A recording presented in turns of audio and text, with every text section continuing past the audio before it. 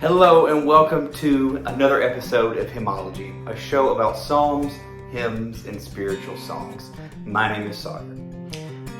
This week we're going to talk about the topic of creative community. Creative community.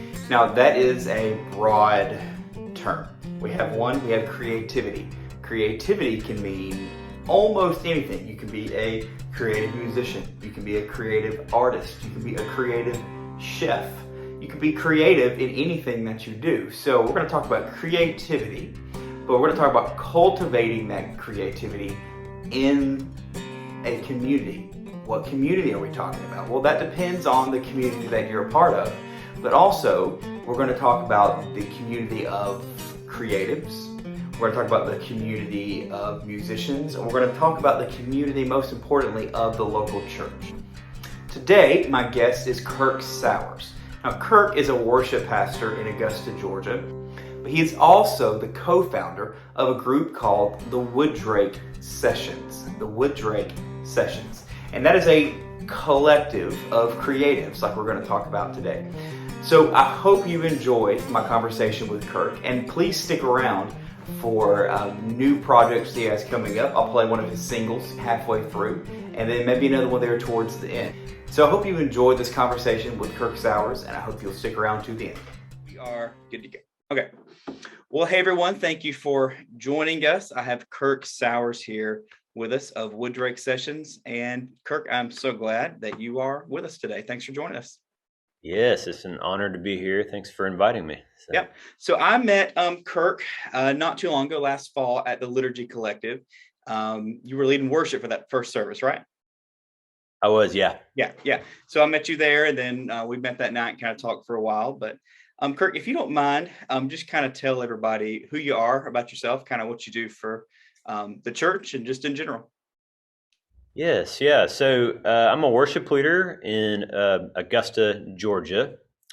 I actually live in South Carolina, but I am a worship leader at First Presbyterian in Augusta.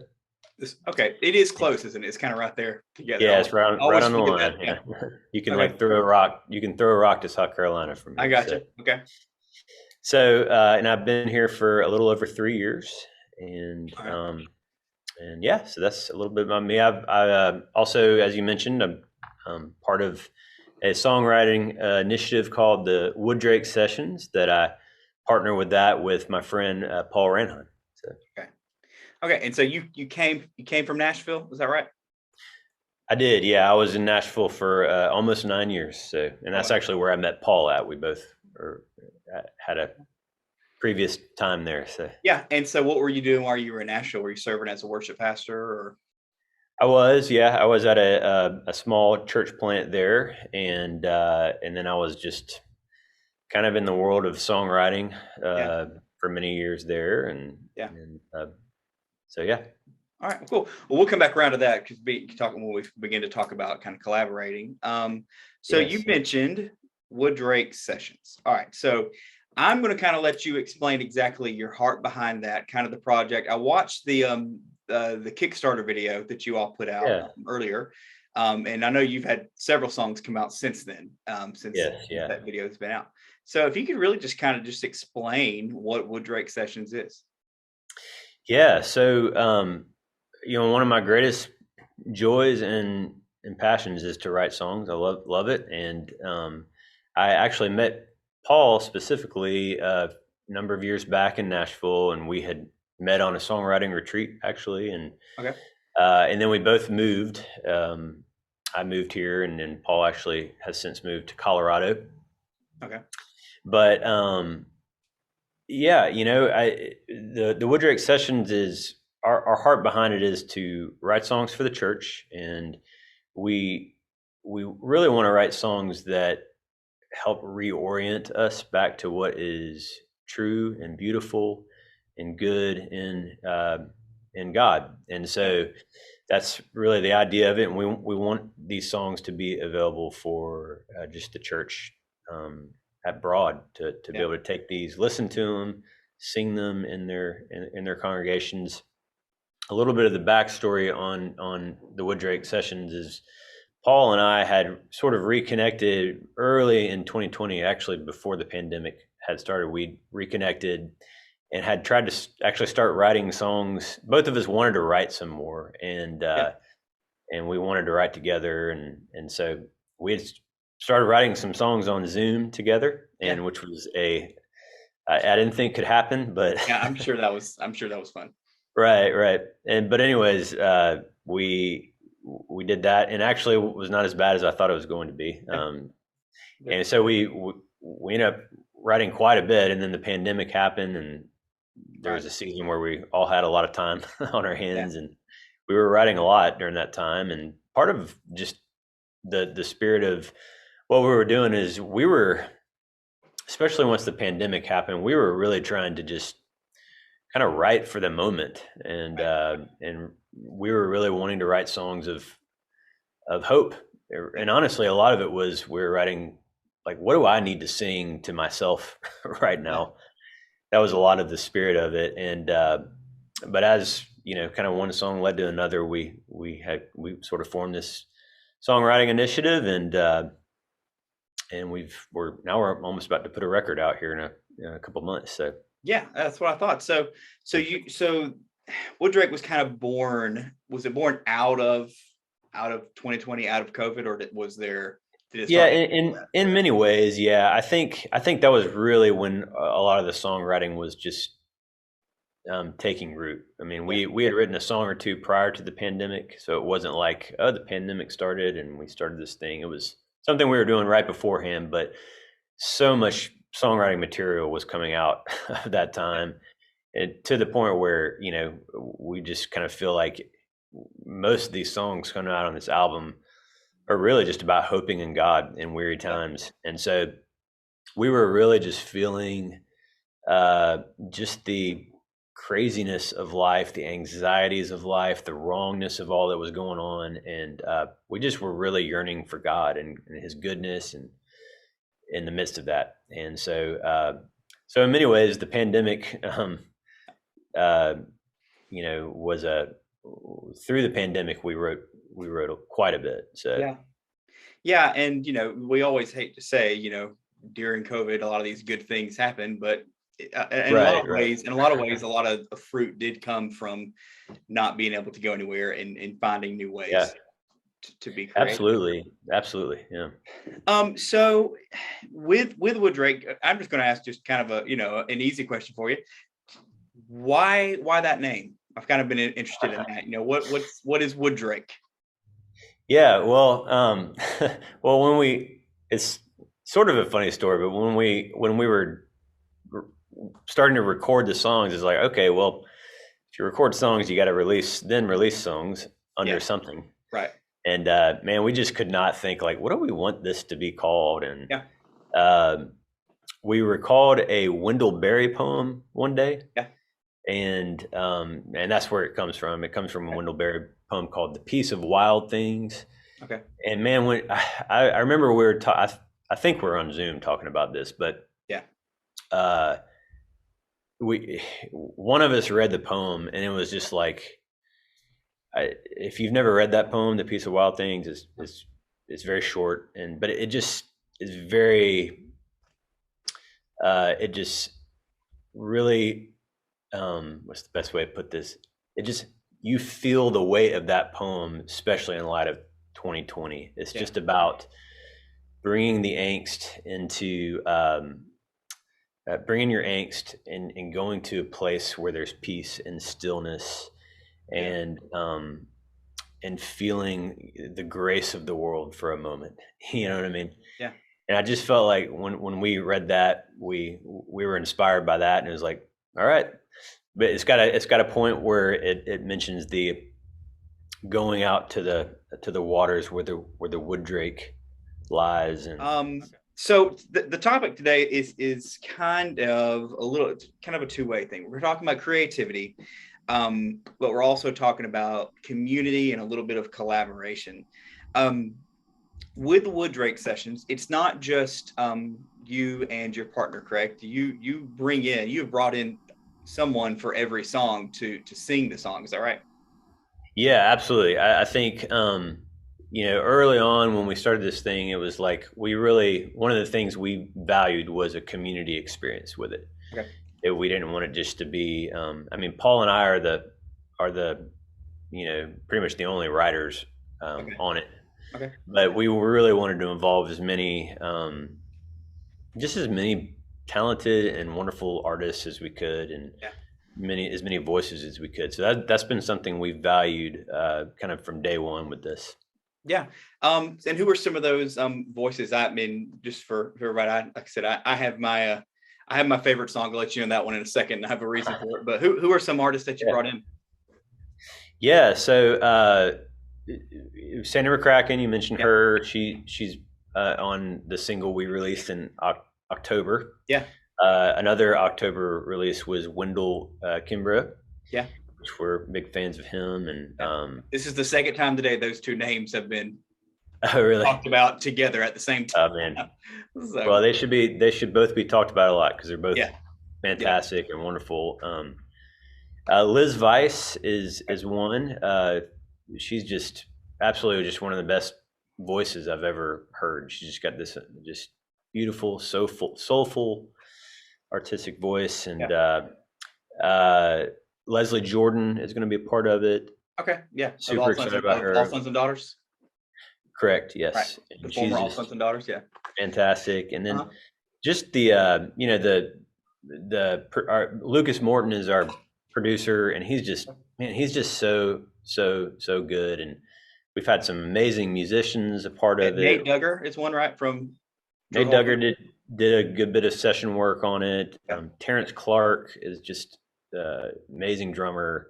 James Greger in bass. We just got some awesome, just an awesome community of artists on here, and we're honestly, both Paul and I have kind of gotten through this. We're just so humbled that others have shared with us in this project, and it really has been a fun community experience. So and so that's in our world, in our kind of liturgy Christian singer-songwriter kind of world, that is a pretty, that's a good list of names, that you went with. And so practically, how did that work? Do you do all these recordings in Augusta where you are, or how did it work practically for all of you? Yeah.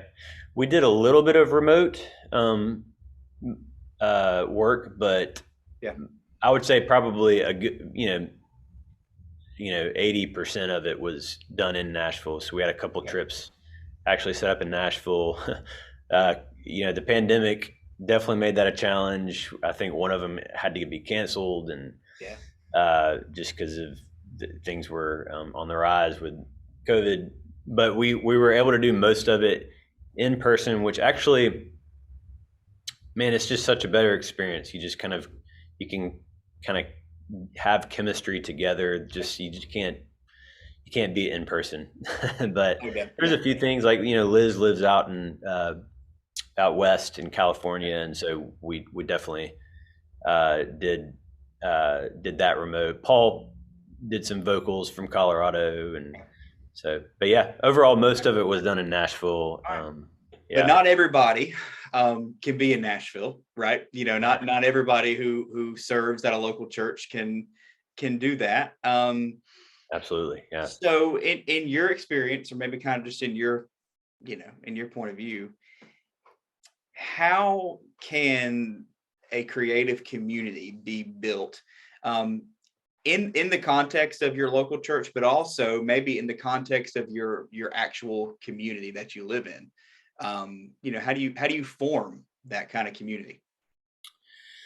Man, that's a great question. I think, a big thing is just get to know, whatever your context is, creative community is a broad thing. I mean, my context is music, right? Primarily in terms of when I think about that question. So, but it's funny, when I moved to Augusta, I actually was because I moved from Nashville, and I was in Nashville for 9 years, and I really learned a lot about collaboration when I moved to Nashville. I did a lot of songwriting, and that was the vast majority of it was collaborative, 2 to 3, sometimes even a fourth writer in there. And so, when I moved to Augusta, I didn't know what to expect.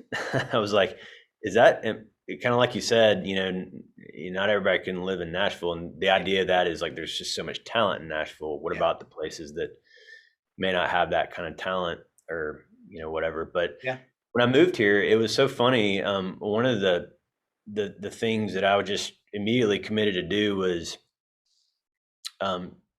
involve others in my love for creating. Uh-huh. And it's just crazy that when I took that step to do that, and sort of, it was a little scary because I was like, part of me is like, am I going to try to involve people and then what we do and with songwriting, it's just not going to be that great. And then I'm going to have this but is taking a step out and just connecting others into the collaborative experience of in my particular context, creating music was really amazing. We did a project my first year here where we just committed to write a handful of Advent songs. And so around July, we started writing, I started gathering people who were interested in songwriting and did songwriting. And then I involved a ton of musicians got involved in it. And it's actually, I discovered so much talent that was actually here just by taking that step out and trying to involve people in. Yeah. So, I mean, I think my biggest encouragement, I guess, to that question is no matter where you're at, there's going to be obviously varying levels of maybe talent, but take a step and I think that you'll realize a lot of times there's some hidden talent there. Yeah. And a lot of times in the collaborative process, we can still you can come out with a cool thing that you created. But you got to take a step and really do that. So that's maybe kind of from a personal standpoint. Yeah. And I think, I'm kind of in that boat. We're small town, not quite in Birmingham, not quite in Huntsville, not quite in Nashville. You're just kind of in the heart of where the state that you live in. And, right.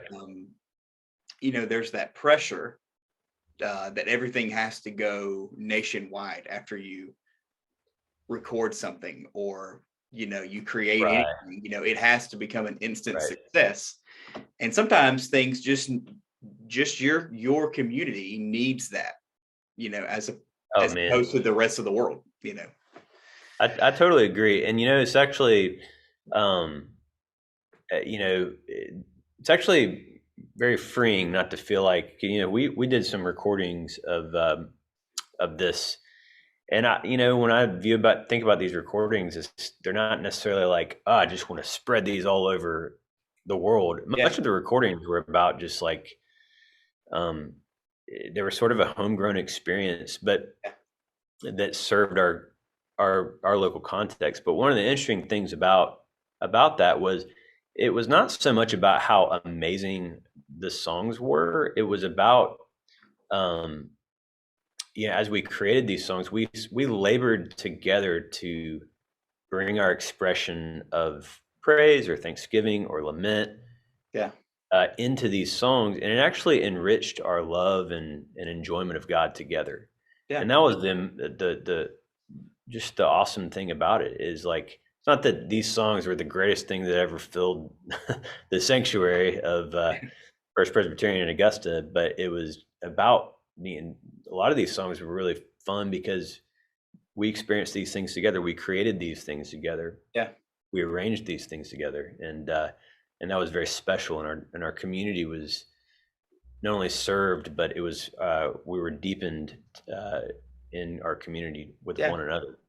So we're talking about creativity. You mentioned creativity is a broad term. I mean, you can be, a creative cook, or create. Absolutely. You can crochet, you can do anything creatively.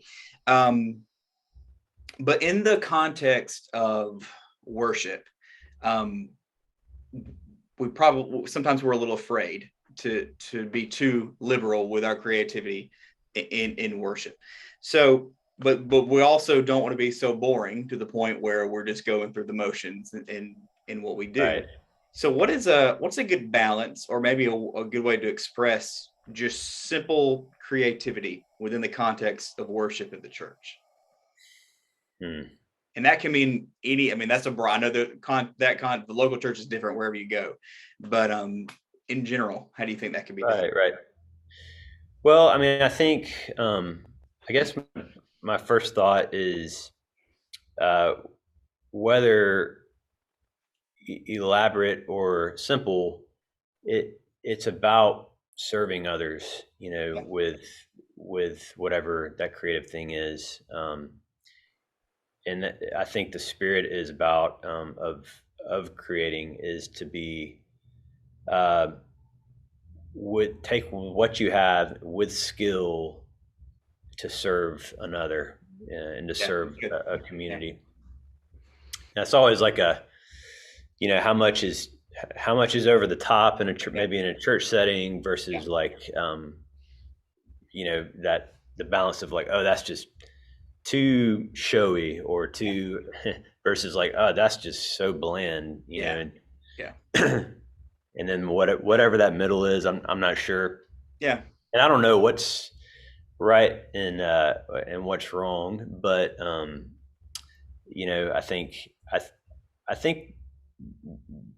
the spirit of, behind it, of it's about serving others with this work, yeah. rather than, using this work to get others to serve me in this moment. Yeah, and I think you said it right at the beginning of that. You said that really truly the essence of it is to work with what you've got in the best way Right, possible. right. We We've mentioned. got a yeah. I've got a, one of our, I'm one of a few music staff at my church, and Yeah, I mean, we have some, amazing music staff. One holds a doctorate in organ performance, from well, University of Cincinnati, and then, another is just, I mean, probably the best jazz musician, jazz pianist I've ever okay, played with and well, or ever met. He's yeah, just an amazing pianist, and his capabilities are, through the roof. And we've had plenty of times where you know, we dove into that, yeah, and that skill set in the context of the church, and even in a worship service where it was, yeah, and it really served people. You know what I mean? It really moved people. It stirred their hearts and their affections with the beauty of it. And yeah, so, but the spirit of each, of our pianist and our organist, who has the ability to do that with his, skill on the organ, yeah, is that they really are trying to help, serve others and draw them into the heart of God, lead them to the heart of God with their music, yeah,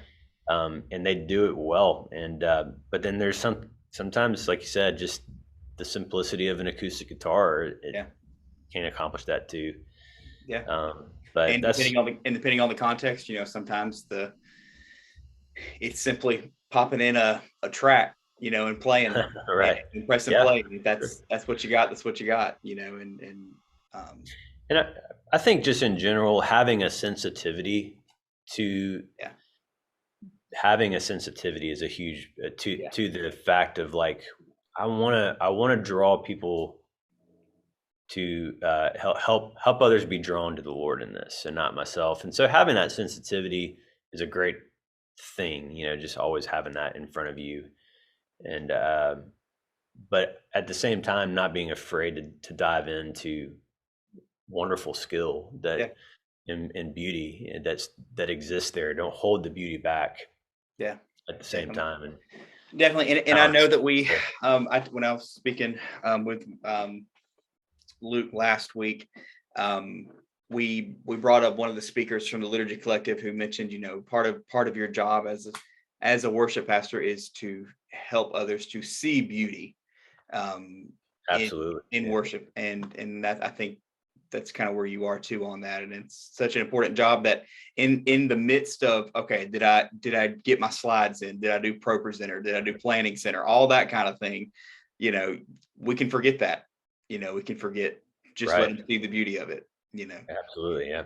Well, man, you mentioned you have a upcoming project, and at this point, when this goes out, it'll already be released. So you have a new song out, right? We do, yeah. So we've got one releasing this. Well, I guess by the time this comes out, this coming Friday, so, yeah. So this, in this very moment, is this coming Friday. But that's right. If you're listening now, it's out. When this is out, it will be last Friday. All right. So it's called "I See a King," and it features, I mentioned earlier, Liz Weiss. Okay. And we're so excited about this song. One of the things I love about this song is it's sort of this. The title sort of says it in some ways. It's this visionary song that kind of looks to the day when Jesus will reign perfectly every square inch of the earth with no tears and sorrow and death and pain anymore. And so it's just sort of this visionary song of a king who rules with equity and justice and love and just living in that perfect reign. So that's.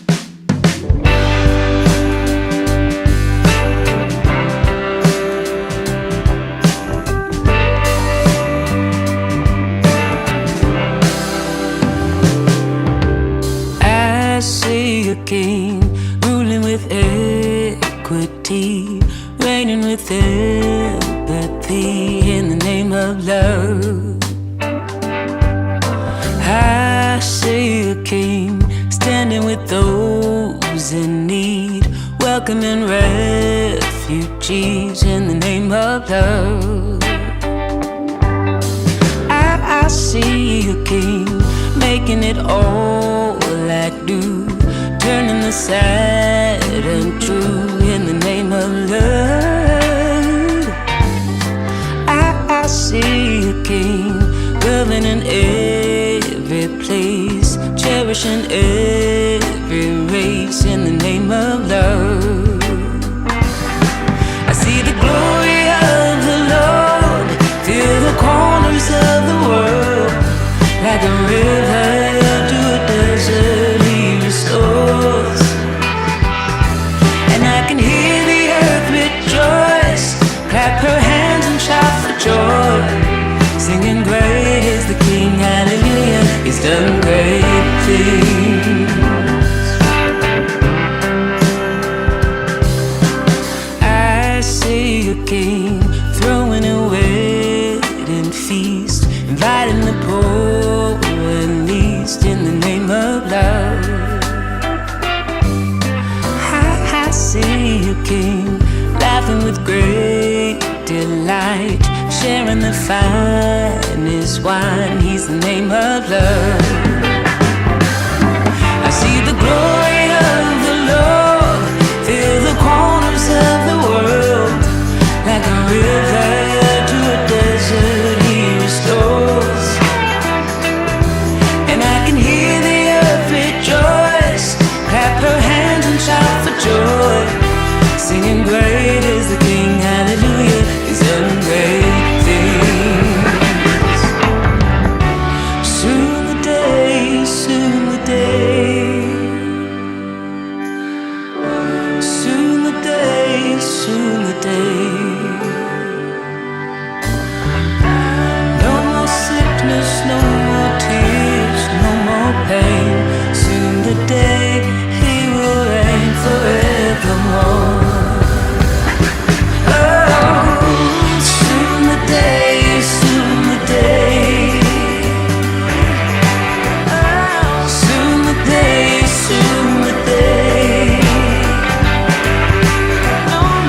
No more sickness.